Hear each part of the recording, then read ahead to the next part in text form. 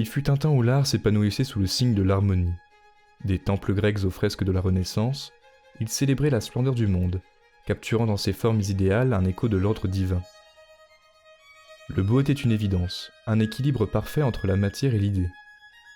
Platon le rêvait comme une réminiscence du vrai, Aristote en traçait les règles dans l'agencement mesuré des proportions.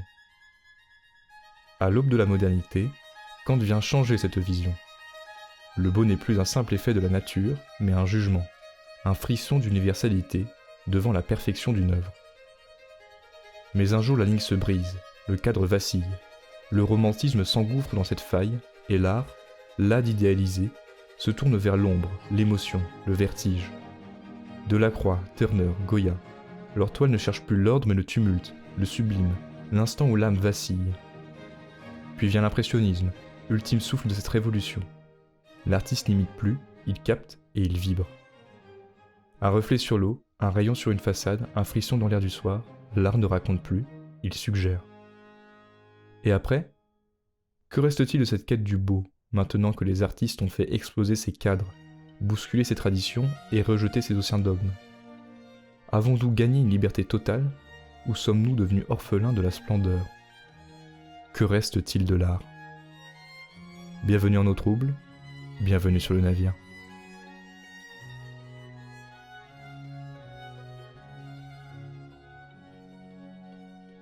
L'impressionnisme avait déjà ébranlé les certitudes, mais il restait un art du regard, une sensation fugitive posée sur la toile. Un dialogue encore sensible entre l'artiste et le monde. Après lui pourtant, la rupture arrive, et l'art devient une aventure incandescente, un feu qui consume les formes pour en extraire une vérité nouvelle, insaisissable, émouvante. L'artiste ne représente plus, il déconstruit, il interroge, et il expérimente. D'abord, c'est Cézanne qui fait tanguer l'espace, réduisant la nature à des volumes instables, annonçant la fragmentation cubiste. La montagne Sainte-Victoire n'est plus un paysage mais une architecture de plans colorés, un équilibre vacillant entre le visible et l'abstraction. Puis Picasso et Braque brisent l'image en mille éclats. Un visage se disloque, un corps éclate en facettes, le réel devient un puzzle où l'œil hésite, cherchant un repère qui lui échappe. La perspective, patiemment construite depuis la Renaissance, vole en éclats. L'art ne cherche plus à séduire l'œil, mais à troubler la perception.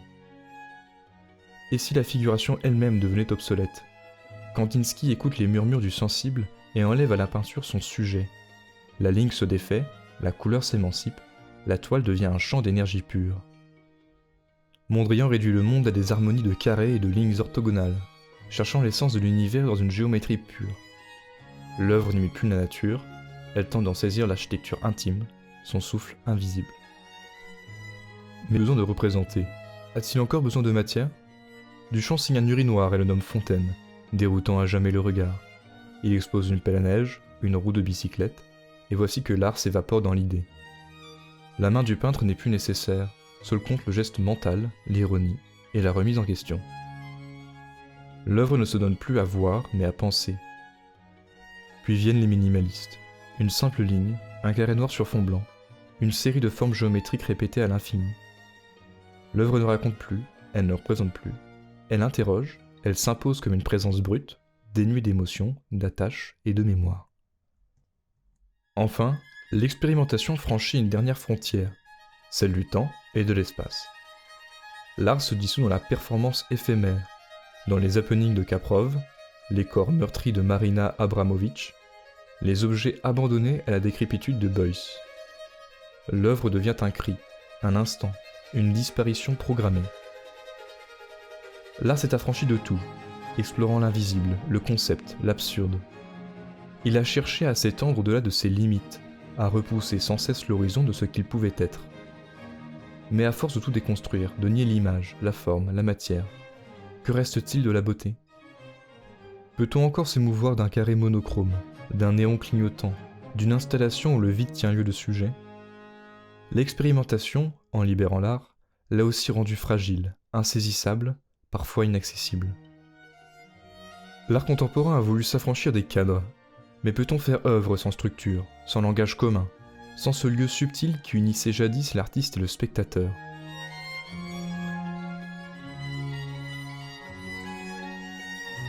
À force de déconstruction, l'art semblait avoir atteint un point de non-retour. Plus de représentation, plus de narration, parfois même plus de matière. Pourtant, au cœur de ce chaos, un étrange ressac s'opère. Comme si, après avoir tout brisé, les artistes avaient ressenti le besoin de retrouver certaines fondations. Non pas celle de la beauté, telle que la concevaient les anciens, mais celle de la structure, de la forme et de l'idée. Ainsi, le XXe siècle voit surgir des courants qui, tout en poursuivant la modernité, renouent avec certaines aspirations classiques. Le Bauhaus, par exemple, en cherchant à rationaliser les formes, en revient à une rigueur architectonique qui n'est pas sans rappeler l'amour que portaient les anciens Grecs pour la géométrie. Mondrian, malgré l'abstraction, cherche une harmonie universelle, une grammaire visuelle ordonnée, presque mathématique. Mais ces formes ne visent plus le beau, elles se veulent fonctionnelles, dépouillées de tout ornement superflu. Ce retour à l'ordre n'est pas celui de la Renaissance où chaque ligne chantait l'idéal, mais celui d'une esthétique froide, rigide, où l'émotion est tenue à distance. D'autres, comme les minimalistes ou les artistes conceptuels, reprennent l'amour de l'idée qui animait Platon ou les philosophes classiques. L'œuvre devient pure pensée, pure intention. Une phrase de Kossuth, inscrite sur un mur, un simple néant de Dan Flavin, un monochrome de Klein. L'art autrefois miroir du réel ou fenêtre sur l'imaginaire se fait tautologie. Il n'existe plus que pour lui-même. Ce que Kant entrevoyait dans son analyse du jugement esthétique, un plaisir désintéressé, détaché de toute fonction, trouve ici une application radicale, mais vidée de toute charge sensible. L'art pense, mais ne touche plus. Même la figuration, lorsqu'elle ressurgit, semble marquée par cette rupture avec la beauté. L'expressionnisme, avec ses visages tordus et ses couleurs hurlantes, ne cherche plus la douceur des chairs mais la tension des corps.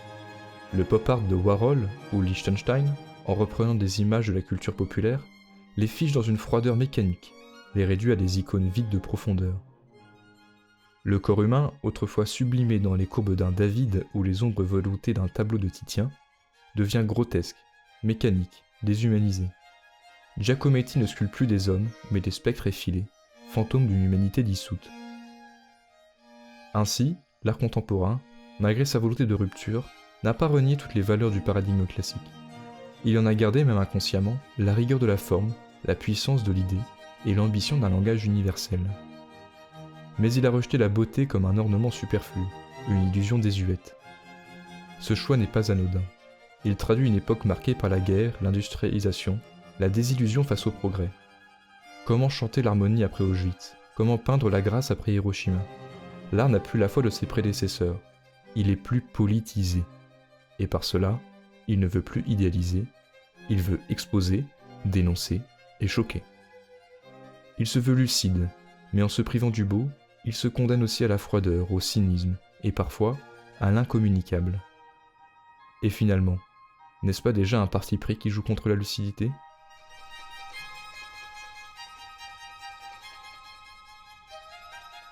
Ainsi nous voilà, héritiers d'un art qui a tout déconstruit, tout interrogé, tout remis en cause, jusqu'à sa propre nécessité.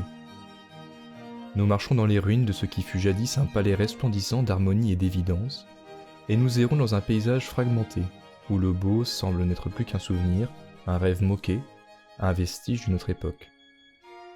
L'art, en se libérant des anciens canons, s'est donné à lui-même une autonomie inédite, mais il s'est aussi détaché du monde sensible, de la communion immédiate avec le spectateur.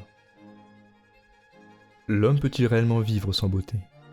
Car s'il y a quelque chose de plus ancien que l'art, c'est ce désir qui le porte, celui de s'émouvoir devant une forme, d'être traversé par une harmonie, d'éprouver la stupeur face à ce qui élève et apaise.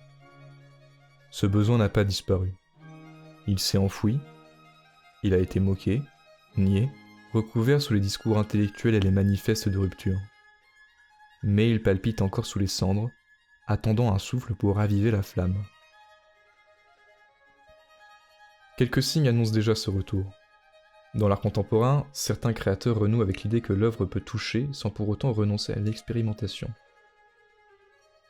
Le cinéma, lui aussi, semble renouer avec une quête du sublime. Certains réalisateurs, à rebours du cynisme ambiant, osent convoquer une beauté qui ne soit pas naïve mais puissante, presque mystique.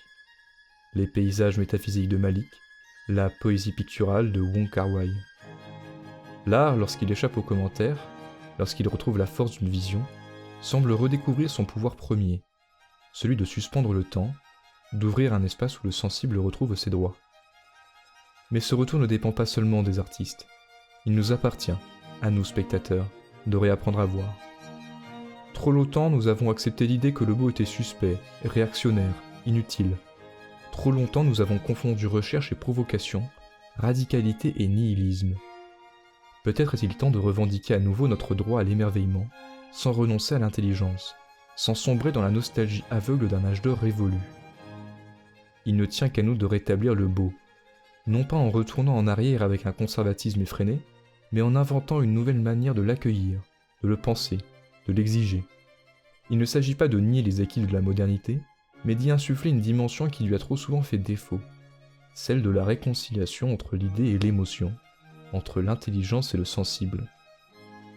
Car si l'art a un rôle, ce n'est pas seulement d'interroger, de déranger, voire de déconstruire, c'est surtout d'élever, d'apaiser et d'unir. Alors peut-être, après ce long exil, l'art retrouvera son double visage, celui de la pensée et du rêve, de la rigueur et de l'éblouissement, de la quête et de la splendeur.